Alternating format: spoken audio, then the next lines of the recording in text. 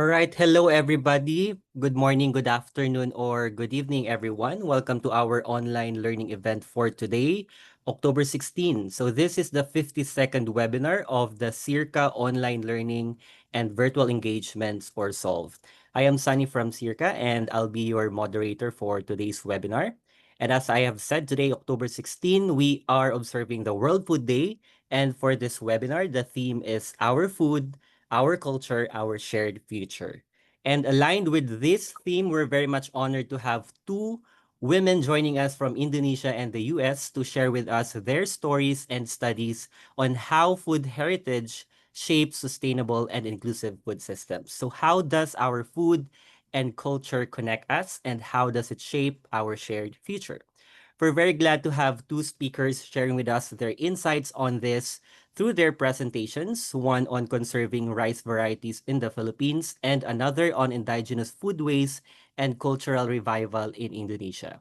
So just to give you an overview, this will be the flow of our webinar. After some introductions and reminders, we will hear immediately from our resource speakers.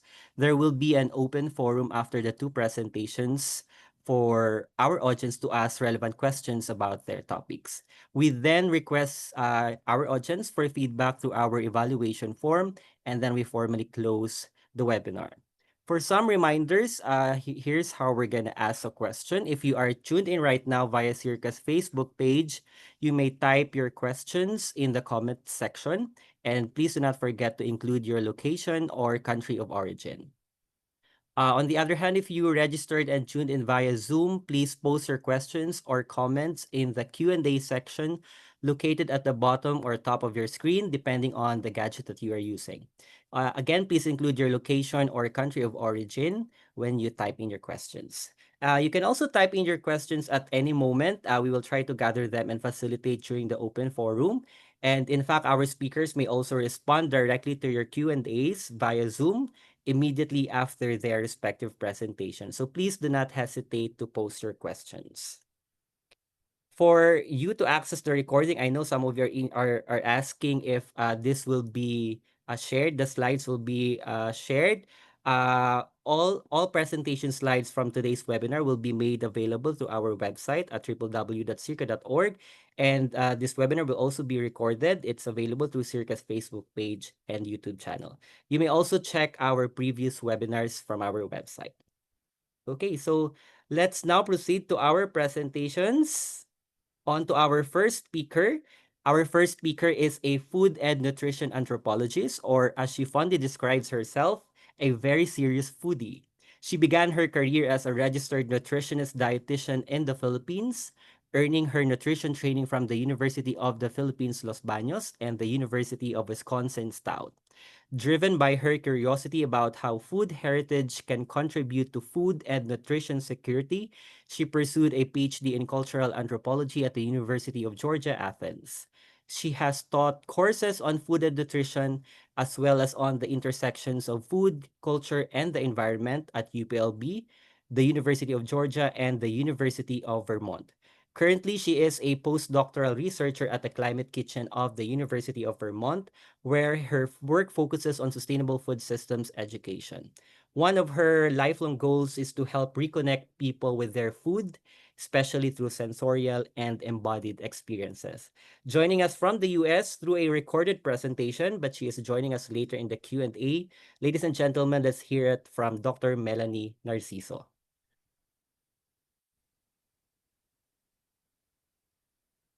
Good morning, good afternoon, good evening, everyone. It is a pleasure to be with you today. And of course, thank you, SEARCA, for the invite. So, we are going to talk about conservation of food heritage through the traditional rice varieties, particularly rice varieties of the Philippines.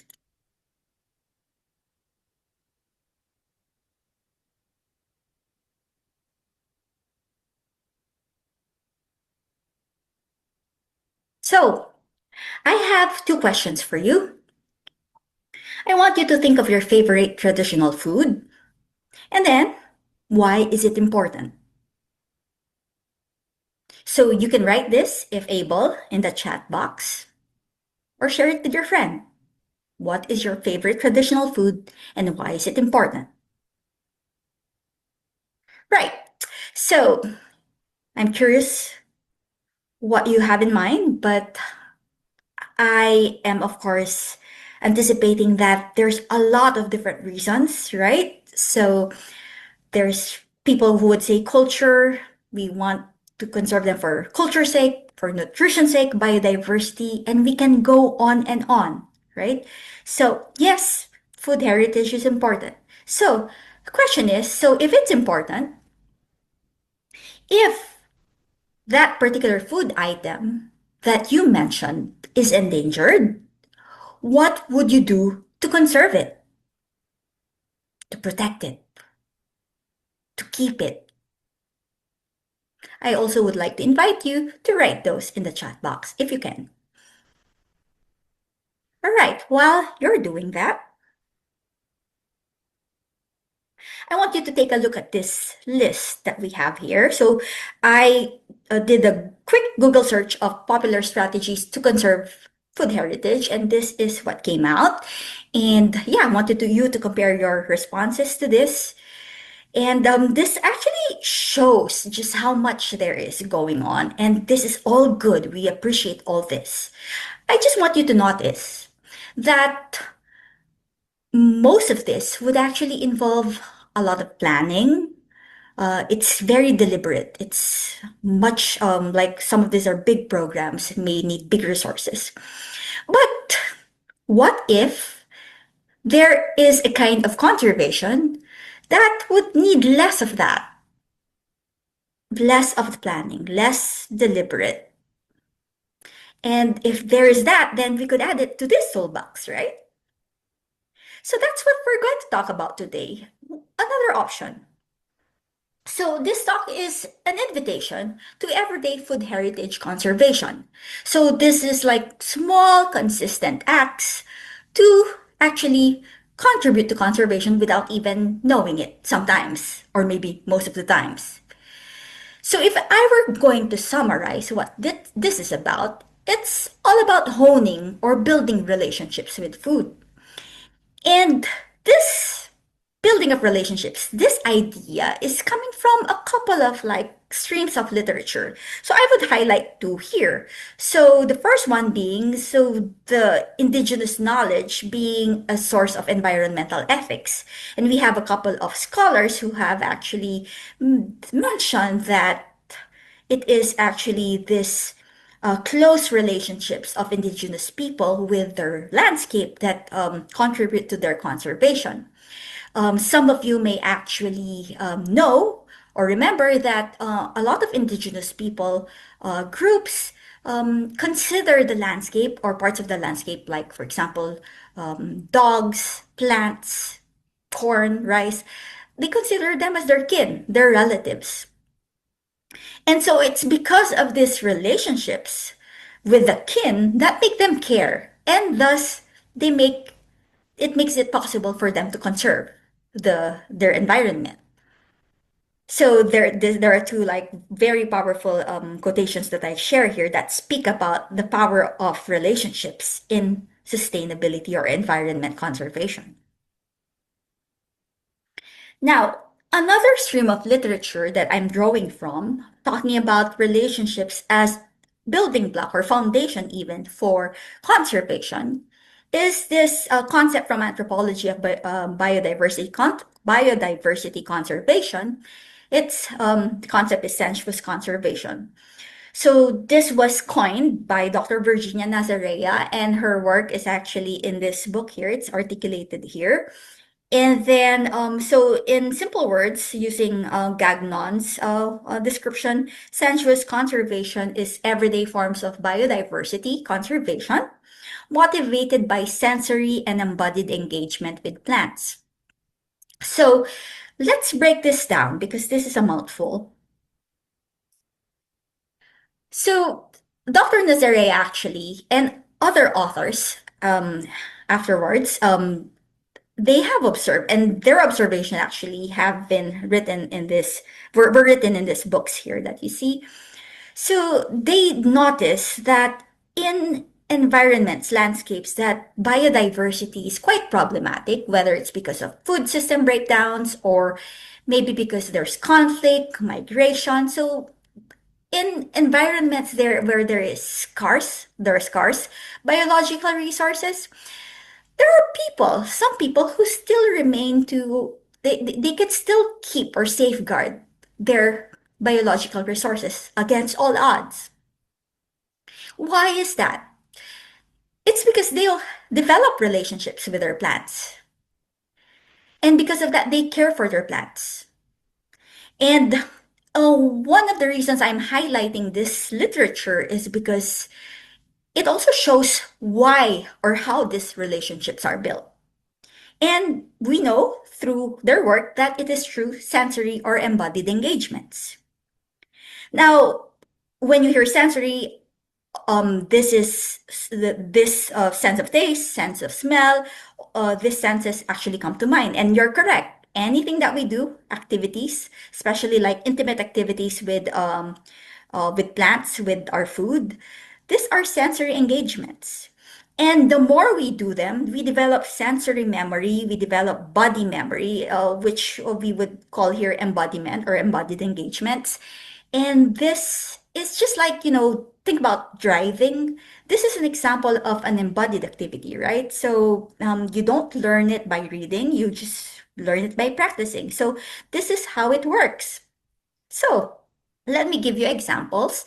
And this is actually drawn from my work when I was doing my dissertation or pre-dissertation actually, more specifically, in the Philippines, in the province of Pampanga. And this work is actually written as a chapter in this book, Movable Gardens, that you see on the left side.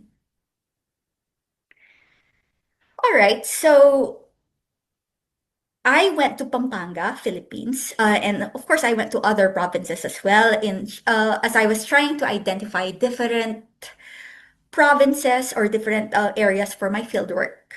So when I went to Pampanga, so which is actually where I'm from too, so I did discover. Well, that's not the right word.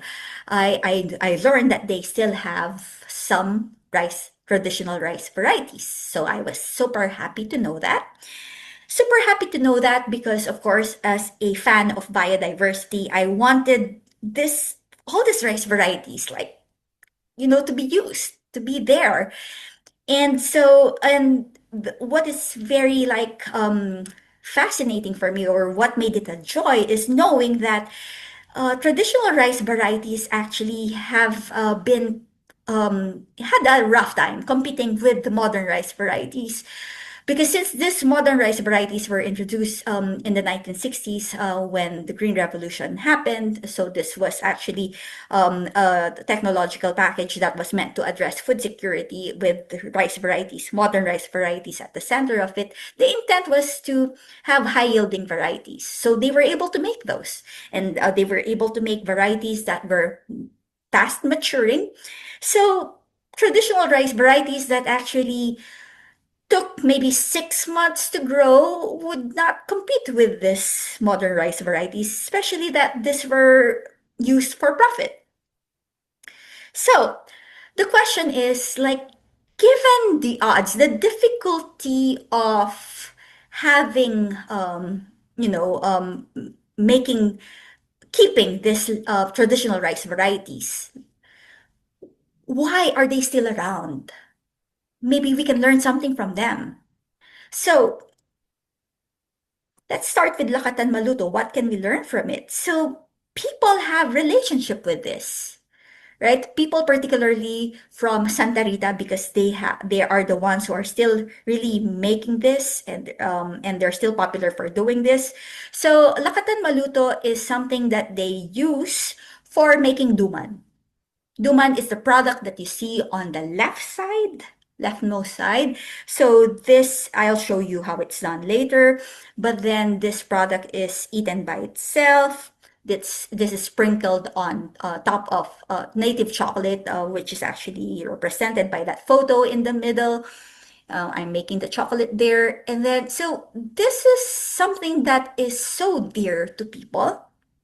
In fact, actually, because it's so dear to them, and of course, because of the fear of it disappearing, so they started this Duman Festival in the early 2000s. And actually, more recently, they also nominated this, particularly Jam Melcher, who is also Kapampangan, to the Slow Food Arc of Taste. And so they are already part of the Arc of Taste. And the Arc of Taste, the intent is to make known these endangered food items so that they would be actually, so there would be action that could be taken to protect them. Anyway, so there is this relationship going on with Tuman. And where is this coming from? Well, because people enjoy it. It tastes really good. And it's manyaman, as they say it. And then it's very fragrant. And for those who have not tried it, it's nutty in taste. And then, so its rarity even makes it, what's the word? Um, Amplifies that sensory experience. So there's that. But what I think is also very crucial to take note of is it's labor intensive. It takes so much work for Duman to be made. So half of the work, I'm not so sure if that's the right fraction to use. So, but a large part of the work is, of course, coming from the production of the rice itself. And it has, of course, all those challenges as a traditional rice variety. And then the other half is the duman making or pamagduman. So note that there are so many processes involved and that all of this has to happen within the 24 hours since so after the rice is harvested, because if not it won't have the quality, it won't be, it won't be the quality that they want. And so yeah, and note that the harvestings like it the rice actually is made available at dawn, so it's quite a marathon. So let me show you how that looks like. Let me just stop sharing the screen.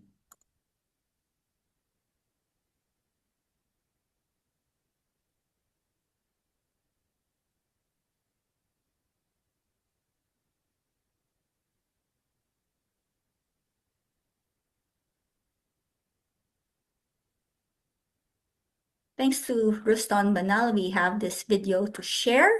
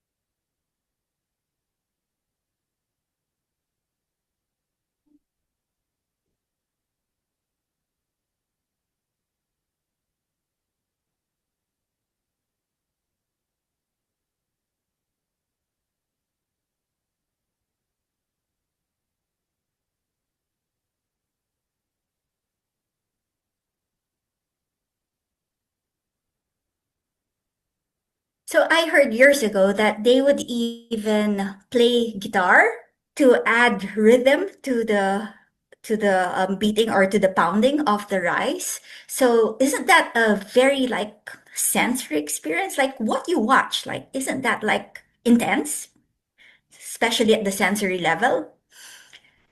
Right. So I'm trying to show you here examples of how the senses or the sensorial engagements actually build these relationships. So let us look at another example. Milagrosa. This is something that is used more as a staple, something we eat with the meals, like something we eat with meat or meat dishes or vegetable dishes.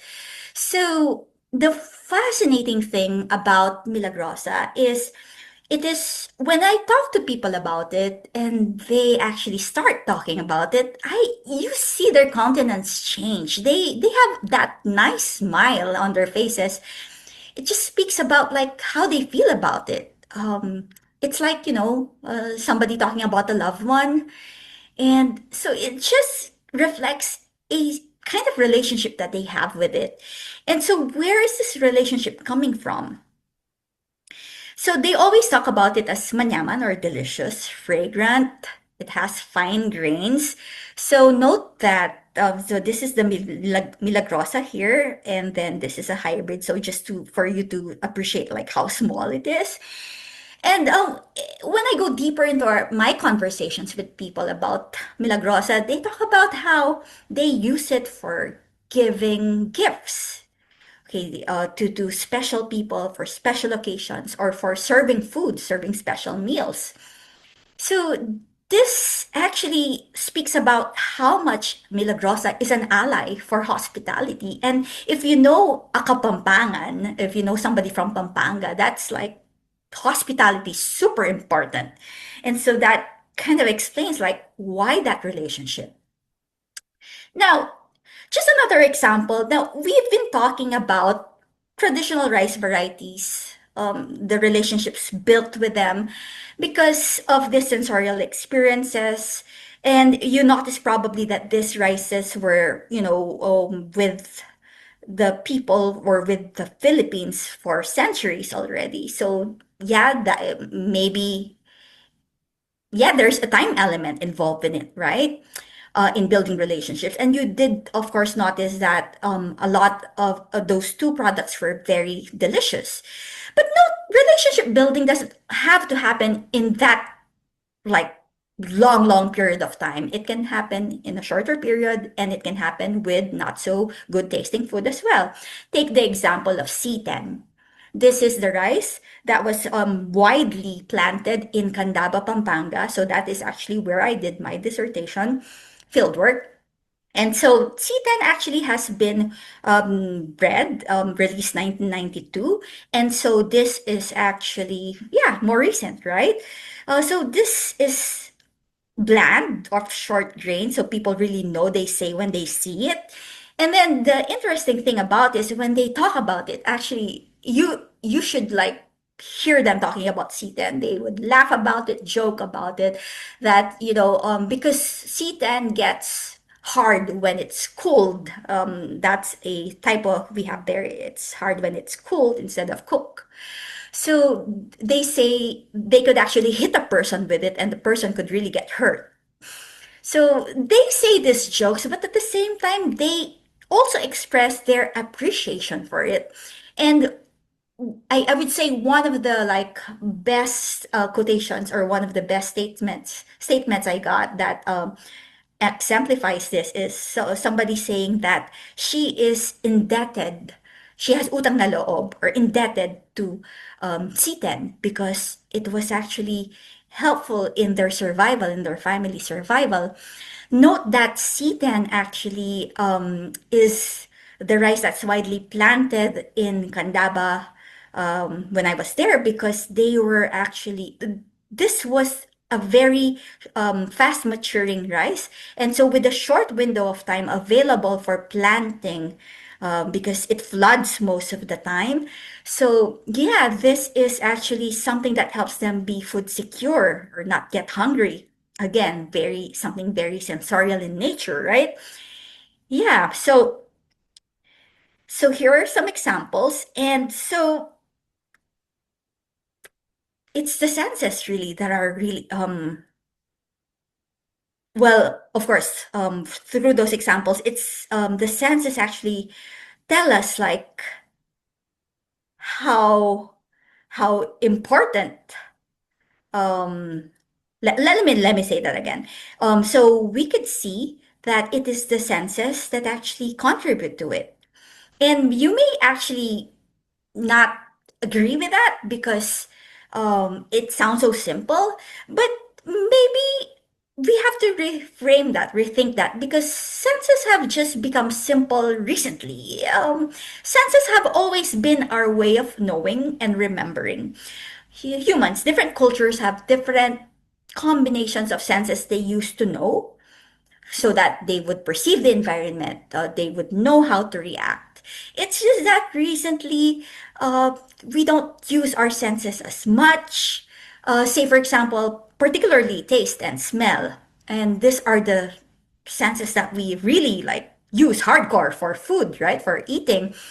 And why is that? It's because like there are events, there are processes that happen in our society, in our history, that contributed to that. And I would say, for example, just to give an example, science kind of contributed to that. Like if you remember when you were being taught science, we were always told to be objective and not use our subjective like judgment or valuations of things, and that normally uses the senses. So just to drive the point. So why do I have this big, why am I a fan of the census, right? So look at these examples here. So these are examples of broken Kapampangan rice relationships. And they seem to be really highly sensory. Okay, so for example, this one, Milagrosa. So I was one time in the market of Magalang, Pampanga, and I was looking again for rice, traditional rice varieties. And so I saw this sign, and of course, quickly I approached it, excited, only to find out that it's not actually the short grain Milagrosa that I know. Notice that it is long grain. Kind of hard to notice there though. Right, so the sad part is they're selling this as Milagrosa when it's not Milagrosa. And then the more sad part is people are buying it. And it's the same story with Duman here. Well, there are two Dumans here. So the Duman that we were talking about is this one here on the right. This is what I grew up with seeing, and then the other one on the left. So this was brought to me one time, or brought to our family one time by our relative. So she was actually around, and she got this from a neighborhood market, and she said it's duman, and then she said that it cost a lot of money, just like the milagrosa that you saw in the other picture. And then so looking at it, it doesn't look like what we are used to. And when I smelled it, it smelled like vanilla flavoring. So not really like the smell of duman. So again, sad because it's sold as duman, but more sad because people do not know it. Apparently, there's no sensory education or sensory engagement with it. So we are trying to understand here how to actually conserve our traditional rice varieties, or more broadly, biodiversity or other food heritage. And I am actually putting forward a possible everyday solution. Maybe you are not convinced about it, and that's fine. But um, still thinking about this along the lines of experience, practice, or sensory engagement, we can try, right? You can try and see if it works. So, this is a challenge for you to know your food, build relationships with it. But when I say know your food, do not just read about it, experience it. Be involved with its production and preparation, with its consumption. And I highlight consumption too here because do we really savor the food? Are we mindful? Are we reflective of what that food has undergone, what processes it took for it to get to our plates, our mouths? Who are the people involved? maybe we have to improve in that area. And then, of course, a lot of people here, I suspect, are movers and shakers of in their different disciplines, especially in agriculture. And this is an invitation for you to create opportunities for building food relationships.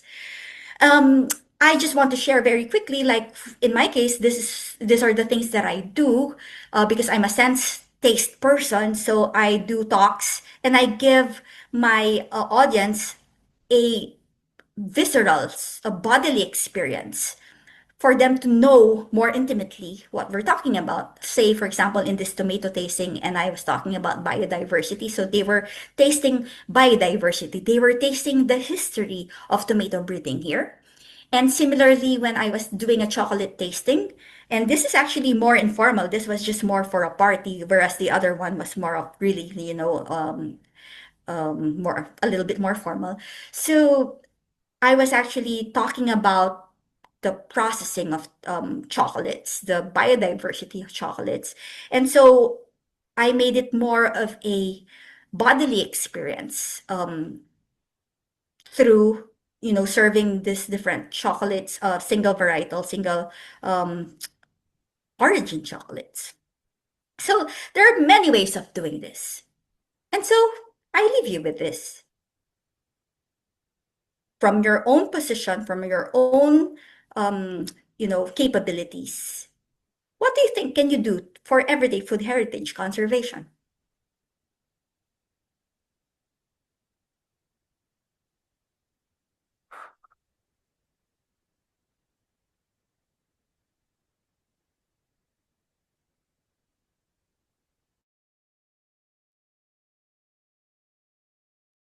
All right, so that ends Melanie's presentation. Again, Melanie, thank you so much for your presentation. It's very interesting to hear some concepts from the literature and food heritage conservation. For one, you did mention about sensuous conservation and having an embodied and honed relationships with food. So I also like what you said about creating small, consistent acts to contribute to food heritage conservation. I think that's the question that you posed in your last slide, and perhaps our audience can start with their favorite traditional food that they have identified at the start of your presentation. So again, I just wanted to reiterate what you said there. Know your food, build relationships with it, experience it. And I like how you pose your question, do we even savor our food, especially in a fast-paced environment that we're in right now? So thank you, Melanie, for starting this conversation around our food and culture. And I believe our audience have a lot of really interesting questions. They're interested with your presentation. So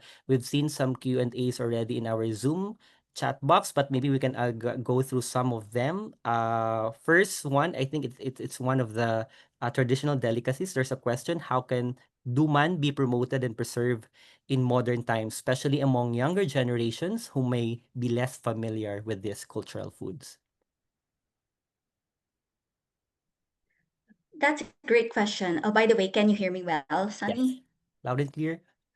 Okay, that's a yeah, that's a great question, and I would answer this just like I would answer other, how to conserve other food items. So of course, I would have to preface this saying that I'm not a Duman expert at all, so I don't know everything that's going on with Duman, right? But so what I know is there are festivals going on. It is actually already written down as something that needs, help. And so I just wanted to comment that we have to go beyond those. So there is this popular social scientist that is often quoted by my advisor, and that's Dr. Virginia Nazarea. And here, the name of the social scientist is Pierre Nora, and he was talking about so once people start making memorials of traditions that already actually well, I'm actually butchering what he said, right? Like this is not exactly what like the lines are, but once we are starting these memorials, it's pretty much indicative of like we're already killing the practice Mm. of okay, that's not what he exactly said, but that's the thought.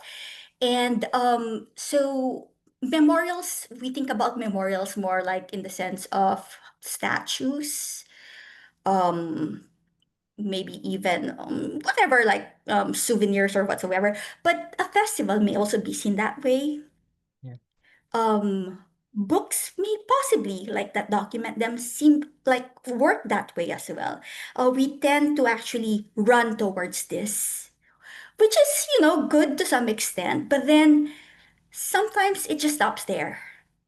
So if it stops there, that's of course not the best thing that could happen. So again, we go back to experiential practices. So maybe the simpler way to answer it is bring them into the production, Mhm. make them know the stories. That's the simpler part. Of course, we want to do better than that. Unfortunately, that if we want to do better, that's gonna be more difficult. Because I was struck by this when I was listening to Gary Nabhan. Some of you may know him, and he's this big conservation person as well. Whenever we try to conserve something, we don't just conserve that one thing because it doesn't work. Whenever we try to conserve something, we have to consider it the context that it is in. It is normally within a web of relationships with Duman. What are those relationships that, make it happen? You have to have the farmer. You have to have the what do you call this? The Duman maker. And you've seen how complicated the making of Duman is. So you have the one who's pounding, the one who's like, roasting it, stuff like that. And you may have noticed the utensils that they use. And actually, I want to point that out, like highlight that, because when I was actually interviewing one of the makers of Duman there, they were saying they could not find the materials as well to make the Duman, which is a problem. So there are other people who would like to make it, but they cannot make it because of that. And so, of course, it's the same issue with rice. Like there are people who need to be, of course, pushed to plant the rice. So this happens, of course, more because like other people would be supporting it by producing the duman. So if there are no duman makers, there will be no farmers who will be planting it. So yeah, that's a quite long answer for that question. So I guess we could just continue talking about this, but yeah, for the interest of time, maybe we can go to the next question. Yeah, thank you so much, Melanie. Actually, that's a very insightful response to the question. So not just think about like memorials, but also living it, like savoring it. And I think there are many good comments from our participants right now in the chat box. Commending your presentation. One comment from Diana. She said, relating specific food to culture, tradition, and to people is a great way to promote conservation of traditional rice. And I think this applies not just on rice but also to other traditional fruits and vegetables. So it's encompassing not just about the crops. Okay, so we have some more questions. I'd like to read a question from, I think this is a clarificatory question. She's asking if the Milagrosa variety that you mentioned is similar to the Milagrosa previously sold in local rice stores in the Philippines. Okay, that could be a yes or a no. Um, um, of course, it's a variety that has been really sold in markets. But as you have seen in the presentation, that there are some people apparently who use the label, but it's not actually really Milagrosa. But at the same time, naming varieties or using the names of varieties can be really very tricky. Mhm. So yeah, people, it's not always an issue of, sellers fooling people. Sometimes it's just really a mistake. Yeah, names get lost in, the like yeah, there's this whole group of people who speak about it, and yeah, we could make mistakes. Yeah, thank you, Melanie. Okay, so one more question from our audience, regarding the younger generation.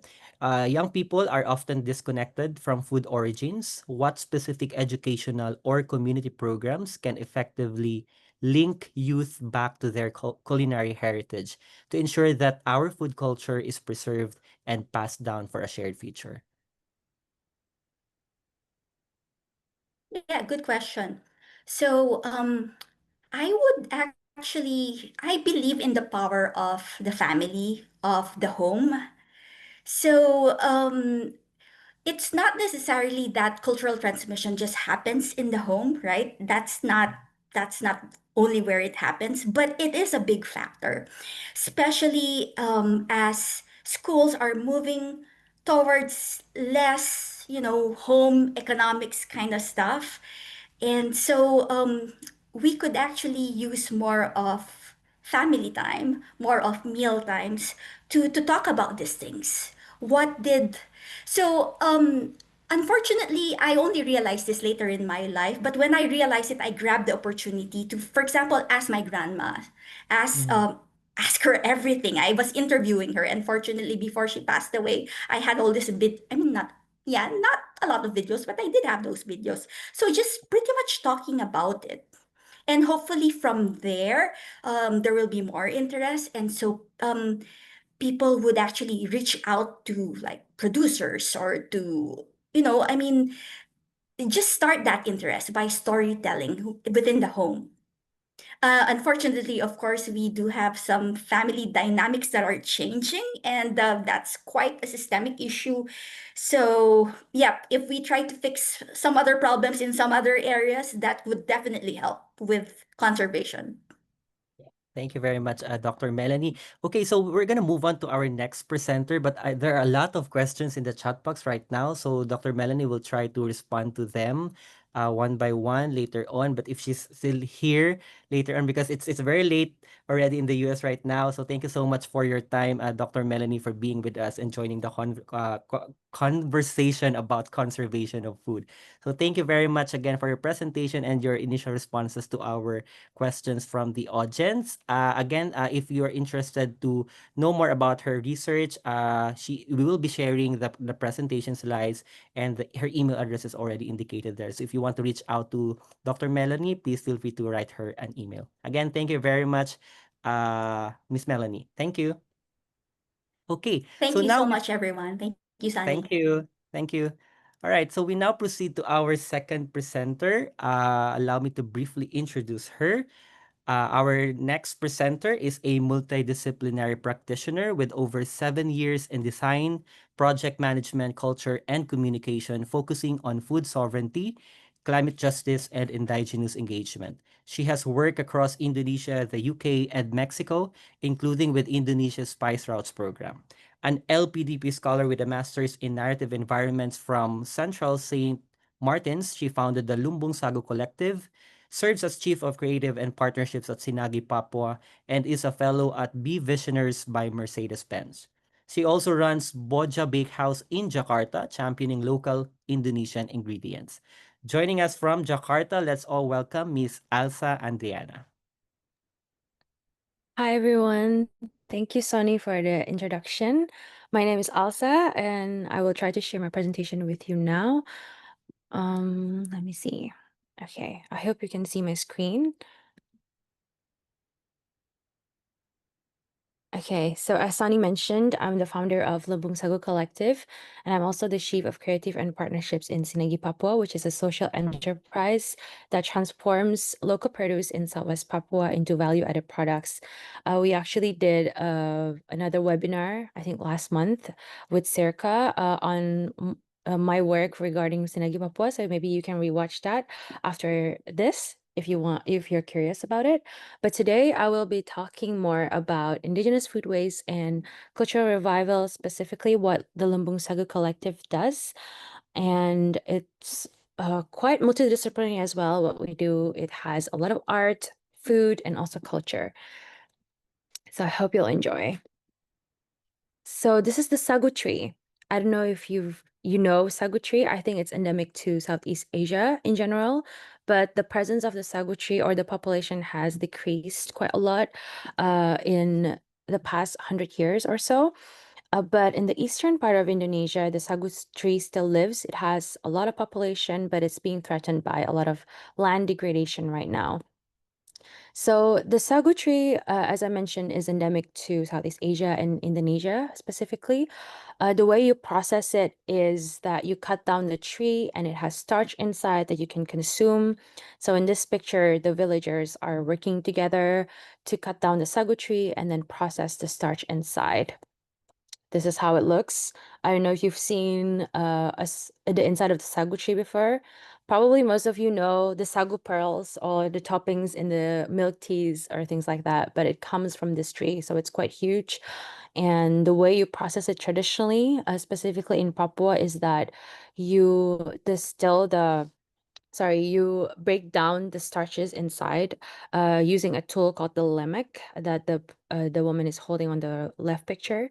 And then on the right, you have kind of contraption, a traditional contraption that is made from the trunks of the sagu tree.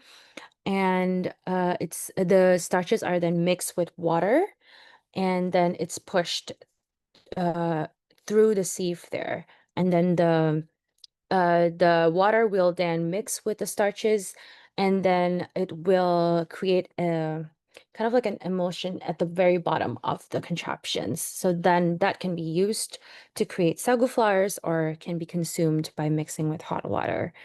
So that is sagu. What about lumbung? Maybe you've never heard of lumbung. I will explain to you a little bit about that. But before that, I want to talk about Southwest Papua or Sorong specifically.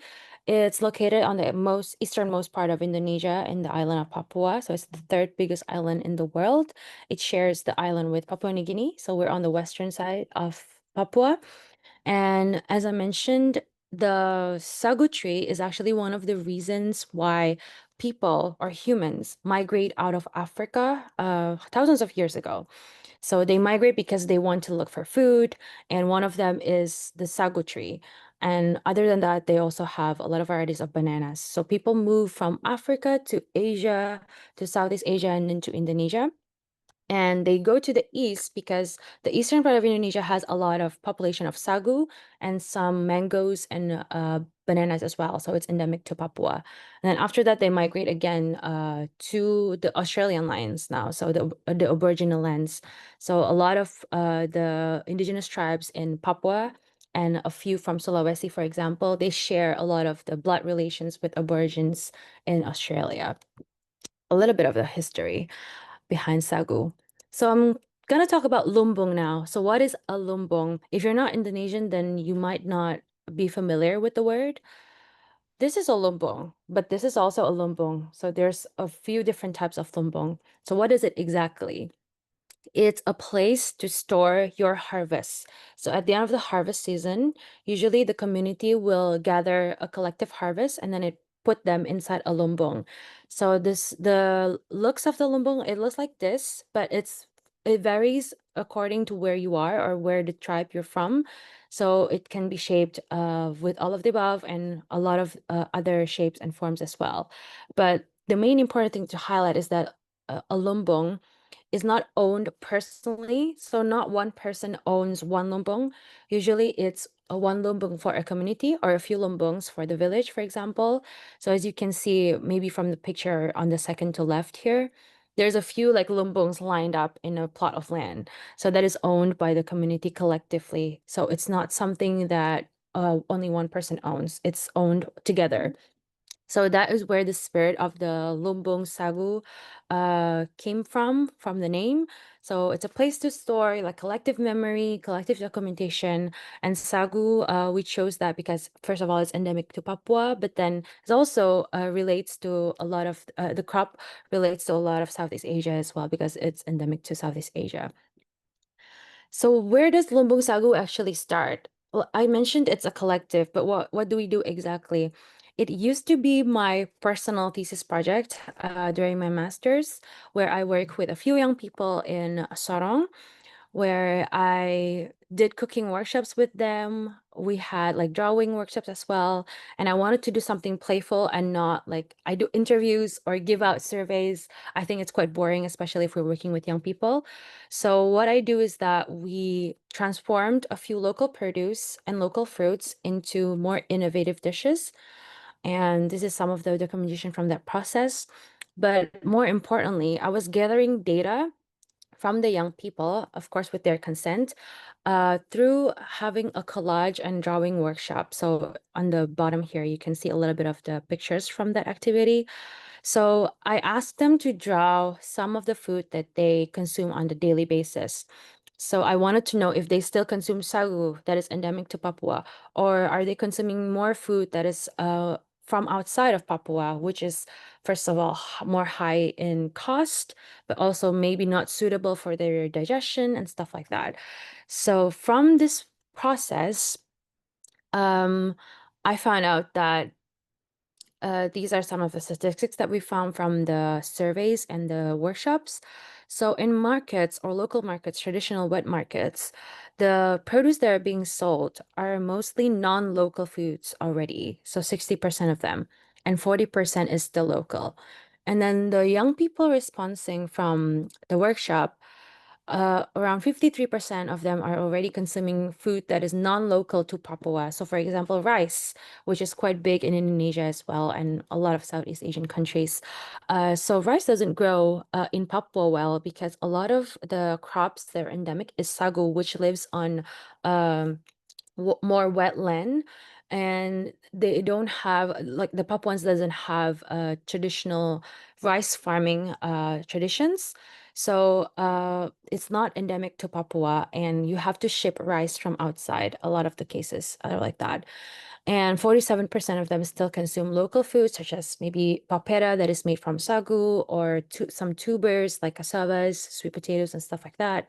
And then we also hold drawing table during our exhibition, so it was on the previous picture, but from there we see that 56% of the locals, or the people that came to the exhibition, still consume local foods, and 44% consumes non-local food already. So from this data alone, you can see that it's already quite half and half, or 50-50, where the community, specifically in IMS Regency, where I did my survey, are in a branch, or they are either going to still consume local food, or are changing their diet quite rapidly into incorporating more non-local foods.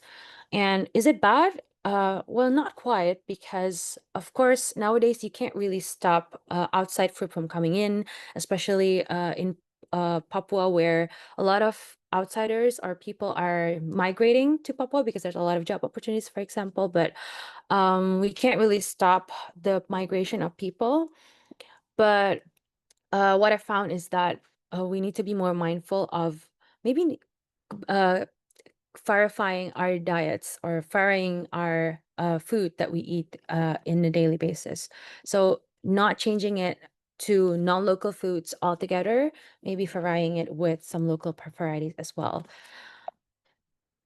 And from that research, it was only the research phase, mind you, so it's not the project yet. So the research I transformed into this board game, because I wanted to disseminate back what I found from the community, especially because I was working with young people. I didn't want them to read my paper or have PDFs or papers in English or something like that, especially because in the area that I was working on, the literacy rates are still quite low compared to the national standards. So it won't work if I give them out like a lot of pieces of writing and stuff like that. So I transformed my research into this board game, where it was talking about the local produce that is available in Papua. And it's shaped like a snakes and ladders game, even though it's not exactly the same form. But the goal of the game is to reach Dusun Sagu, which is the name of the board game, or in English, it's called the Sagu Forest. And the process of making this board game is that I collaborated with a local artist community, which pictured here on the left. So we did a play testing session um, where we evaluate what is in the board game, what works and what doesn't. And then it's then revised into this newer version, which has a lot more prompts. We revise some of the positions as well. And these are some of the details of the board game. And I distributed it back to some of the schools that I did my survey with. And one of the artists from the artist collective there did this. His name is Petrus Amsamsium, and he turned the board game into this piece of art. Actually, you can actually play it as well, but I call this art because they use the tree bark cloth that is traditionally used for paintings or traditional clothing. So it's an endemic material as well from Papua. And then he created these pieces that you can use to play with, and he also made the dice. So he personalized everything. And I think it's very generous of him to be able to do this, transform what was a collective work into something else that is very artsy and using materials that are available in the land. And this is another picture of the sagu processing. So the board game or the project evolved into something bigger where we try to focus more on sagu itself, because sagu is very intrinsic to the Papuan culture, where they think of the sagu tree as their mama or their mom.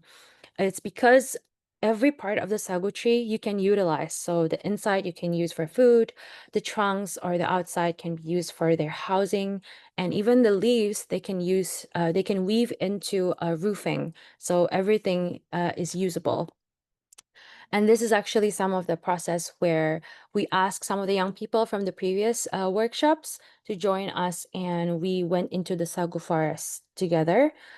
And we also gathered a few women that is in the area that knows how to transform sagu into more innovative dishes. So, for example, the lady on the on the left, sorry, her name is Elsa. She made sagu noodles by mixing the sagu starch with Papuan red fruit extract. So the color is natural; it's not chemical coloring. And the woman on the right, her name is May. She made brownies or steamed brownies from sagu starch as well. So I was thinking that maybe through this project we can connect some of the older generation and the younger generation together, creating these innovative dishes, especially because the moms in the families knows best on how to turn what is available or what produce are available into something that their kids would like to consume.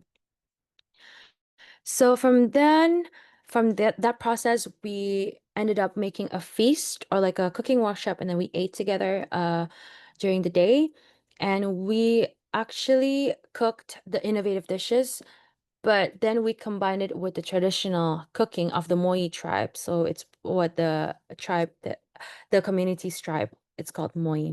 So for example, like on the right here, you can see there's a lot of bamboo that is burned. So traditionally, the Moi tribe cooks their fish inside the bamboo. There's also the sagu worms here and some of the vegetables as well inside the bamboo. So then we paired up the traditional dishes with the innovative dishes, and then we eat them together. And this is some of the pictures from our trip to the sagu forest. And this is, I think, the main part or the main aim of the Lumbung Sagu project itself is that we want to create this intergenerational knowledge exchange where the older and the younger people connect together. They can exchange knowledge around sagu or traditional dishes and food in general. And for example, like in this picture, you can see clearly there's a box of brownies, but there's also like the papeda biji, which is the seeded papeda or sagu porridge on the right. So everything traditional and innovative connected into one event. And what we ended up making is the young people, when we are doing the project, they are busy with their phones, obviously, but they're documenting the process. So they were curious enough to actually take videos and photos of the process. And we turned their content into videos and photos that they also wrote the narrative of. And we created a community lombong. So it's on Instagram, and it's a lumbung for the knowledge or the memories that are created during the process of the workshop and the cooking. So after that, Lumbung Sagu actually evolved into being a collective. So it's not just a project. All the people that were involved wanted to continue on the work. So now we focus on the experience, documentation in the archive of ecological local knowledge, especially connected to food and culture. And who is inside this collective? There's a lot of the young people, the artists that were previously mentioned, researchers, and also a few chefs or practitioners in the food industry. And what we do now is we do cooking workshops, we held exhibitions, just mini exhibitions, not like bigger exhibitions in the museum. It's just something local that people can enjoy. And then we also almost always um, introduce play into what we do. So for example, we have the playful board games, but also we use playful methods to get people interested in what we do. And then we do documentation, the archiving of recipes, and we still have the community lumbung for people to access. And one of the works that we did was this is the same artist that did the tree bark painting, the board game on the tree bark. Petrus, his name. So he actually was able to make batik or with batik. So but it's made out of Papuan patterns. So this is actually connected to food as well because some of the patterns here, for example, like the red lining on the cloth on the left, it has the sagu, which is symbolized with the swirls or the circles. And then if you see like there's some diagonal forms in the middle, it's actually the gata gata, or it's the Papuan chopsticks, we call them. So it's what they use to take the sagu porridge from the bowl. So it's actually a cooking and eating tool. So even in fabric or in batik, artists can the artists in the Lombok Sao Collective can actually transform the knowledge of food and culture into this cloth. Other parts of the cloth are, for example, like the Cendrawasih seabird, which is endemic to Papua, and also the ocean because we live on the coast. So it's quite interesting to be able to see this come to life. And then another important part that we didn't think that we were able to do was we were involved in the documentation of Warisan Budaya Tabenda Indonesia, or Indonesia's intangible heritage, where the government wanted to inscript the Nipa plant-based salt. So it's a traditional salt from our area, and the Aidan Kasik, which is the dish of the fish cooked in the bamboo on the right here, as you can see. So it was just a few weeks ago inscripted nationally in the Indonesia's intangible heritage. So after that, it can then go on if the government wanted to inscript it in the UNESCO, for example, for the international intangible heritage, they can do that. So we were quite grateful to be a part of that. But like Melanie mentioned on her presentation previously, one of the ways to do like culture preservations, especially connected to food, is we do a festival. But we did a kind of like an active one where we gather the youth to actually create something together. For example, like the boots that we use are um, we adapt the traditional architecture of the Moi tribe. And then tumpe itself, like the word tumpe or the name of the festival, is actually a tradition of barter. So people from the mountains and the coast come together to a place and then they barter the produce. So that's what we did during the festival itself. So we have the tumpe tradition going on. So this is the people from the mountains. They come to the spot and then they barter their produce together. But during the festival, we also found out that there's another tradition called the Waili, which is the practice of foraging and traditional cooking. So we try to do it with the local community, so only a few people and a few young people as well, gathering together to do this. And we held also a competition of traditional cooking and recipe writing. So a lot of the recipes are not written down, obviously, because in Southeast Asia, I think most of us know that the tradition is more towards oral, or it's being pronounced, or it's being told through generations by practice and orally, so not true writing. And a lot of the cases are that, specifically in Indonesia, we lose at least one recipe per day because of this. And it's because the elders carry that knowledge, but it's not being transferred. And there's also like a lower interest as well to learn about this by the younger generation. So through this competition, we actually get a lot of young people watching the elders cook, and we also told each team to actually has at least one young person and one man in the group. So it's not just woman or elder woman. So it was also a knowledge exchange process. And through this, we actually gathered around 40 recipes. And maybe I can talk a little bit about what we're cooking here. So, for example, like in the Moi tribe, they have the knowledge to actually use a few kinds of tree barks, as you can see on the picture on the left here. So, the tree barks are used as a cooking tool where it actually has the aroma of onions in the cambium, or like the inside part. And when you put vegetables or things inside, the aroma and is then infused into the food that you cook.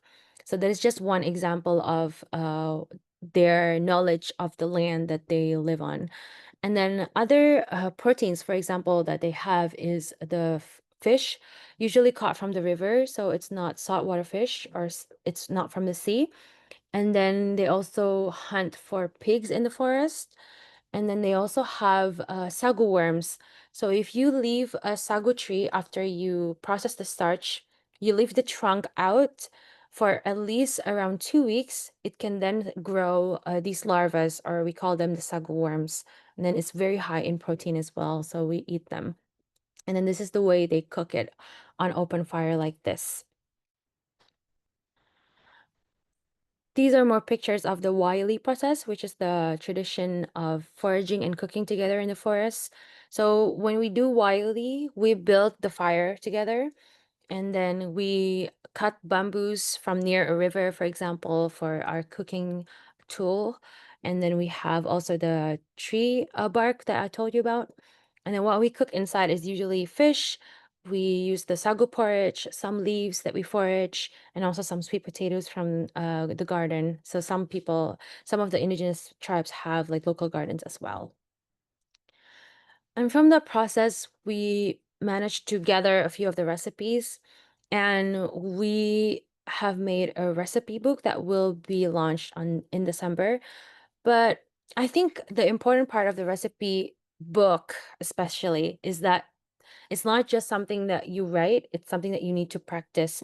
So we plan to distribute these to local schools, especially with the national program of having like local food inside for the school lunches. I think it's quite important for people to know how it's made. And even maybe in the future, we can do workshops with the young people where they can experience this. So upcoming projects include continuing the festival. We're going to do some Wiley tours. So the young people will be involved in the process of Wiley, but also they can get some economic advantage from it. And we've also done a few cooking classes. So it's quite important for it to be hands-on, especially with food, where people can taste it, people can learn how to make the dishes, for example. Because if it just lives on a shelf, if it's just a recipe, if it's just a memory, or if it's just a video on Instagram, for example, it's not exactly something that you can taste or something that you can feel. I think food is more about feeling as well. So it's not just something that you see, it needs to be tasted, or it needs to be done, it needs to be created.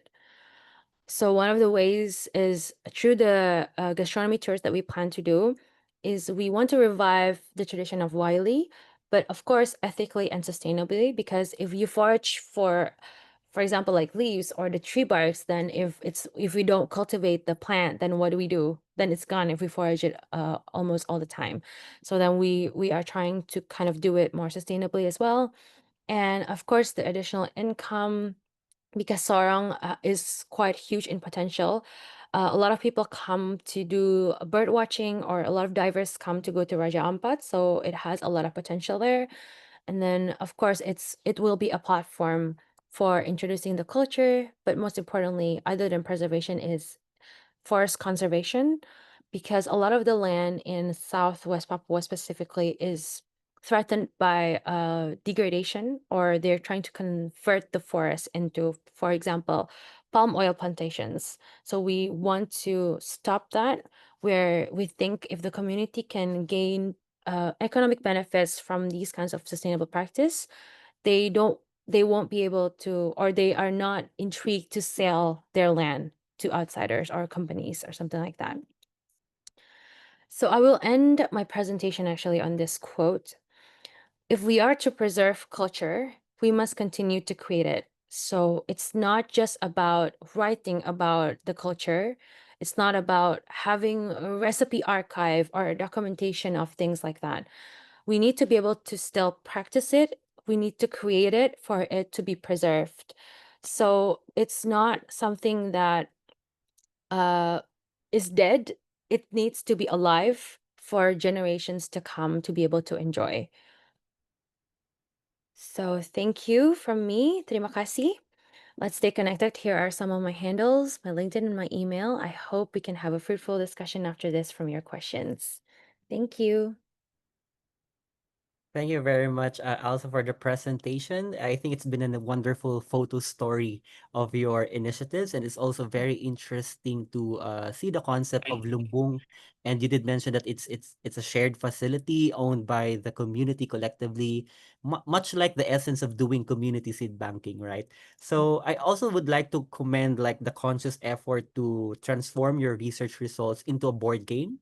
Mhm. That's very innovative, and I think that sounds really fun, especially if it was designed for young people to get better appreciation of your local culture and heritage. So we now have over 400 participants from Zoom and Facebook. So thank you very much to all for joining us. So we have some few questions for Alsa. I think would like to start with this one.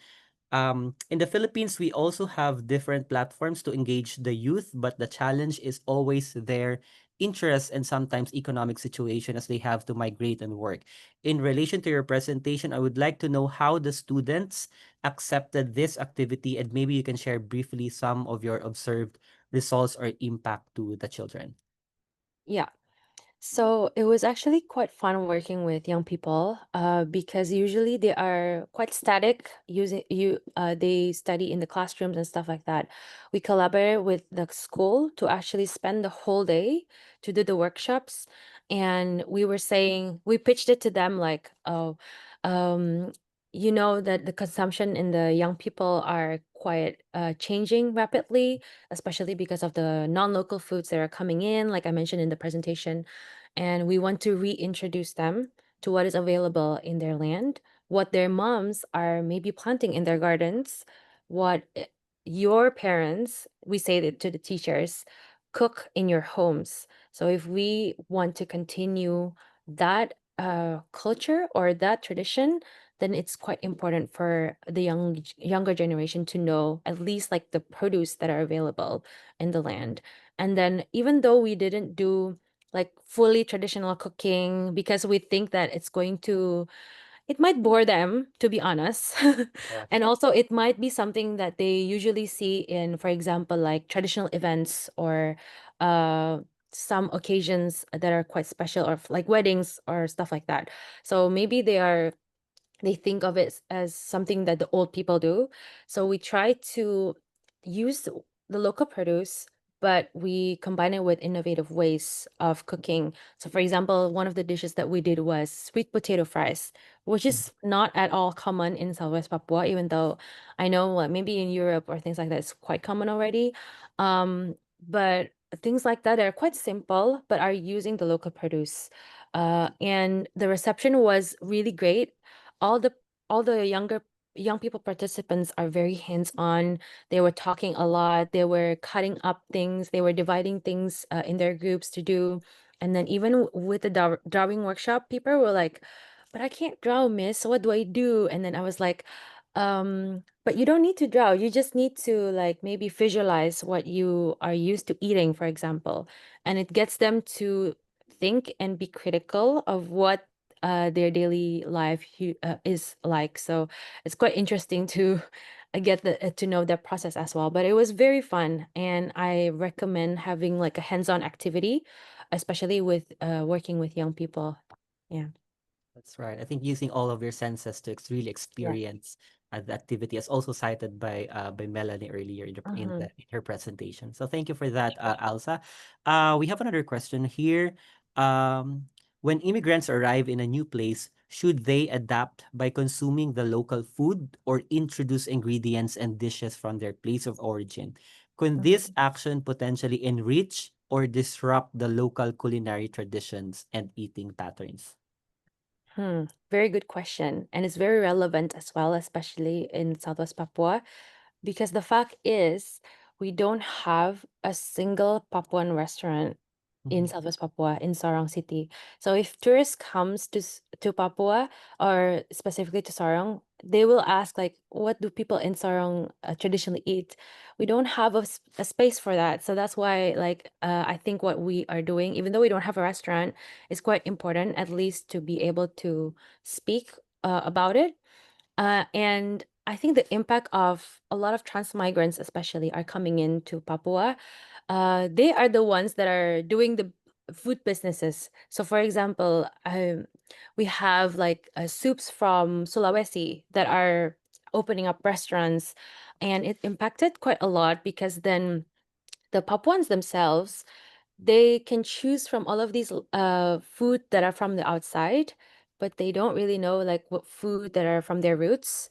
So then it changes their diet as well. That's why I think one of the main reasons why the survey that I did, especially the data that I mentioned, is quite half and half, where people still know what they used to eat, but then all of these food coming in from outside is impacting their daily lives. So, for example, like the rice consumption and stuff like that.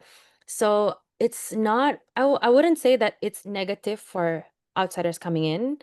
We cannot stop migration, of course, but there needs to be a balance where we can obviously taste food from outside. We can eat it, and of course, it's not that it's unhealthy. It has health benefits as well, but then we need to balance it with what is available on our local land, especially if it's being planted by our mothers, for example, or some of the women from the villages. And we need to not forget that, but you need to have like a balance of combination between the old and new, I think. So finding that balance is the important part. I'm not saying that it's positive or negative, but yeah, that's the condition in the field right now. All right. Thank you very much for that. I think that's also a good insight in terms of like local tourism. So Mm-hmm. thinking about like food choices, preserving culture, Yeah. or maybe immersions in the community. Thank you. Mm-hmm. Okay, so one more question. I think a comment and then a question from one of the participants. Compiling all local and traditional recipes is a great initiative, and we hope it can be disseminated to a wider audience. It is Mm-hmm. very true that most of the recipes are documented and transferred through word of mouth. Since you Yeah. mentioned that you wish it to be included in community activities and to school curriculum, were you able to standardize the recipes as well? Yes. So I didn't mention it on my presentation because of time, but during the process, we actually did a pre-training, I would say, before the competition starts. It was done, I think, around 3 days before, where we asked them to learn how to use a scale. And it's not something that is very common, especially because with traditional food, I'm sure most of you know that you go by taste, especially Mhm. with the seasoning and everything.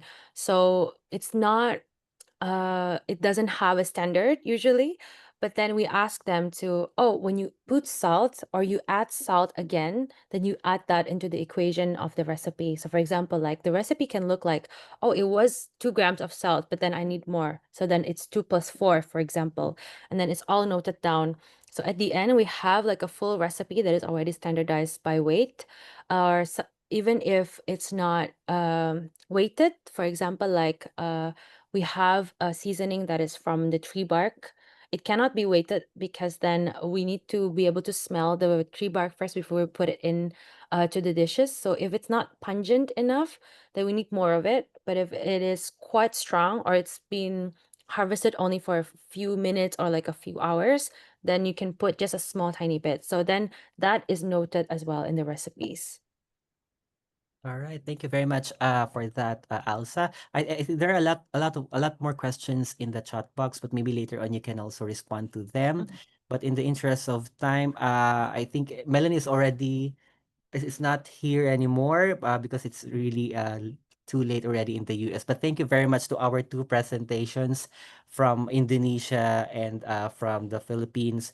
Thank you very much to the both of you and to our audience for raising very interesting and relevant questions to our presenters. I think most of you are asking if we can have like a copy of the slides. Definitely, we'll be sharing them after the webinar, and also this conversation is being recorded, so you can also check back later on through Facebook or also through SEARCA's YouTube channel. So thank you very much for that. Before that, we'd like to also hear the insights from our audience. So flash on your screen right now is our feedback form. So please kindly scan this and let us know your thoughts about this webinar, and also share some more insights from the conversation this morning. And while you're doing that, I'd like to like ask a few like closing statements from our resource speaker. Maybe we only have Elsa right now with us. Yes, please go ahead, Elsa. Yeah, of course. I think I would like to go back to my quote at the end, especially because I think Melanie's presentation also speaks about it, where preserving culture is not about something dead. It's not putting things in a glass case. It's not creating museums that doesn't live, but you need to be able to practice it. You need to create. You need to continue doing the traditions, or continue planting the traditional grains, for example. So you cannot just stand still or read books or watch videos. You need to be able to practice it. You need to talk about it. You need to ask your mom, your grandmothers, everything that you can. You need to be able to use your senses as well. So live it. That's my Yes. message. Live it. And as also as Melanie has mentioned, she encouraged us to know your food and build relationships with them. And I think one of the easiest ways is, of course, by starting during our family time. As you mentioned, talking about the indigenous food, asking your grandparents about it, be involved in food production and preparation, and experiencing it, as she said. So that also relates to what you said earlier about intergenerational knowledge Yeah. exchange, right? And again, thank you very much for presenting about the Lubong Sago Collective. Where you showed us the spirit of collective documentation and learning in food and culture. And I think that's a very good example for our audience as well. So I think that's it. Thank you very much again, Elsa and Melanie, for your presentations and for joining us in this conversation about food and culture, our food, our culture, and our shared future. So that ends our 50-second Solve webinar for World Food Day. Thank you again to all our attendees, and of course to our two wonderful speakers for being with us today. And we hope to see you in the next webinar sometime in November. So please stay tuned for announcements on SEARCA's social media channels. Again, my name is Sunny. On behalf of SEARCA, maraming salamat po. Thank you very much, and we wish you all a good day.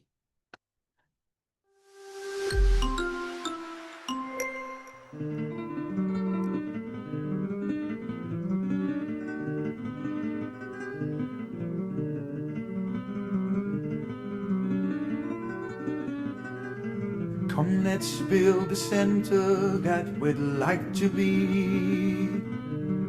A place where you and me can work in harmony, where everyone is proud to serve with dignity. Come, let's make this dream a reality. Fill our hearts and minds with a vision. Let our words below our mission. Leave our values on excellence and work, commitment and unity. Come share the stream for the senior region, extend it to the world throughout generation.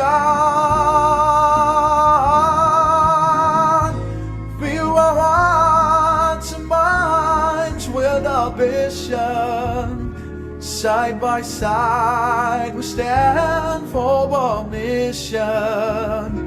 Leave our values on excellence in work, commitment and unity. Let's show the world we can. With God close at hand, we will grow together.